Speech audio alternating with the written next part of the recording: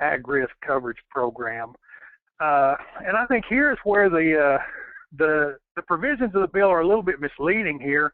ARC County and ARC individuals sound like very similar programs, with the difference being in the level of aggregation of the data, but in fact they're very different.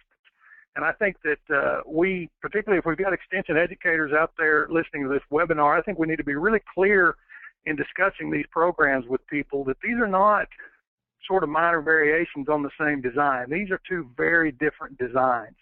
Individual ARC is a whole farm area revenue program. It's very different than the commodity by commodity county ARC program, and I think that's one of the first things we need to recognize about these Title I programs. The fourth Title I program that I'll mention briefly is the Dairy Margin Protection Program. Similar in design, or again similar in concept to the Livestock Gross Margin Program, but I think implementation here is going to be very different.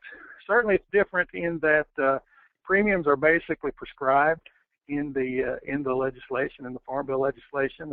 Obviously, it remains to be seen how that's going to work.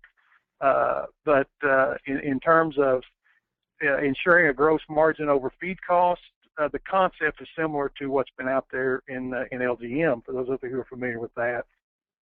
In addition to these Title I programs, and I think here's where we really start to see this Farm Bill look different, we have two new insurance products. The supplemental coverage option is an area-triggered insurance program that is essentially, the idea as expressed in the Farm Bill is to insure part of a farmer's deductible. And I'll let Keith get into a lot more detail on how SCO is going to work. I mean, I see these really working more as an area program that can be purchased parallel to a person's underlying individual coverage.